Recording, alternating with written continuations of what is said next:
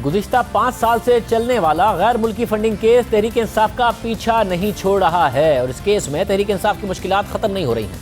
आज election commission ने गैर मुल्की फंडिंग के जायजे के लिए बनाई गई स्क्रूटनी कमेटी के तरीक़ाकार और इन कैमरा कार्रवाई की खबरें खुफिया रखने से मुताल्लिक तहरीक इंसाफ के एतराज़ात को मुस्तरद कर दिया है। इस हवाले से चीफ इलेक्शन कमिश्नर सरदार रजा खान की सरबराही में 3 रुकनी कमीशन ने तहरीक इंसाफ की 4 दरख्वास्तों पर 1 अक्टूबर को फैसला महफूज किया था, जो आज सुना दिया।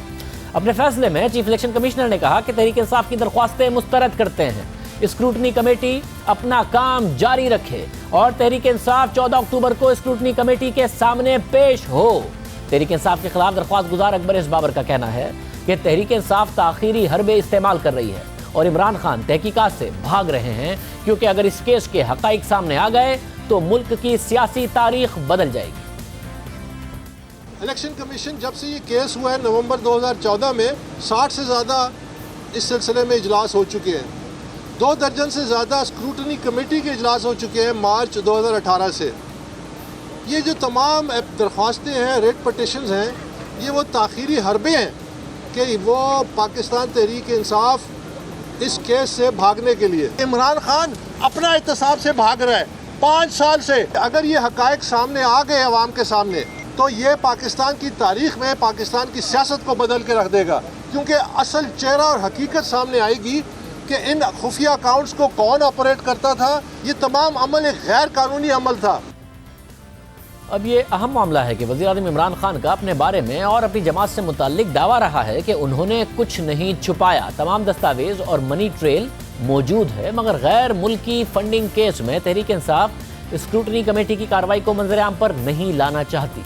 स्क्रूटनी कमेटी से मुताल्लिक इलेक्शन कमीशन का फैसला इस हवाले से भी अहम है कि इसी कमेटी की हतमी रिपोर्ट की रोशनी में इलेक्शन कमीशन को अपना फैसला देना है। लेकिन 1.5 साल से ज़्यादा अरसा गुजरने के बावजूद स्क्रूटनी कमेटी के इजलास तो हो रहे हैं, लेकिन रिपोर्ट आने के बजाय उस पर तहरीक इंसाफ के एतराज़ात आते रहते हैं। इस केस की गुज़िश्ता समाअत पर तहरीक इंसाफ के खिलाफ दरख्वास्त गुजार अकबर इस बाबर के वकील ने तहरीक इंसाफ के एतराज़ात के जवाब में दावा किया था कि तहरीक इंसाफ स्क्रूटनी कमेटी की हतमी फैक्ट फाइंडिंग से बचना चाहती है, क्योंकि स्टेट बैंक ने स्क्रूटनी कमेटी को तहरीक इंसाफ की जिन 23 बैंक अकाउंट्स की तफसीलात फराहम की हैं, उनकी तफसीली तहरीक इंसाफ ने कमेटी को नहीं दी थी उनकी तफसीलात। और इन 23 बैंक अकाउंट्स की तफसीलात आने के बाद तहरीक इंसाफ स्क्रूटनी कमेटी और उन्हें बदनाम कर रही है। इन इल्ज़ामात के जवाब में तहरीक इंसाफ के वकील का कहना था कि स्टेट बैंक जो अकाउंट्स तहरीक इंसाफ से मंसूब कर रहा है, हमें उनके अकाउंट्स नंबर की तस्दीक शुदा कॉपी फराहम की जाए।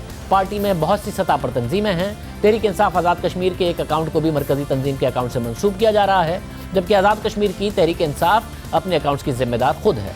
तहरीक इंसाफ की मुबैना गैर मुल्की फंडिंग का मामला गुज़िश्ता 5 साल से इलेक्शन कमीशन में है और अब तहरीक इंसाफ हुकूमत में भी आ चुकी है। और दिलचस्प बात यह है कि मुबैना गैर मुल्की फंडिंग से मुताल्लिक दरख्वास्त खुद तहरीक इंसाफ के बानी रहनुमा और साबिक रुकन अकबर इस बाबर ने 14 नवंबर 2014 को इलेक्शन कमीशन में दायर की थी। उनका इल्ज़ाम है कि 2010 और 2011 में तहरीक इंसाफ को गैर मुल्की और ममनुआ ज़राए से फंडिंग की गई और जिन अकाउंट्स में ये फंडिंग आई वो इलेक्शन कमीशन में जाहिर नहीं किए गए।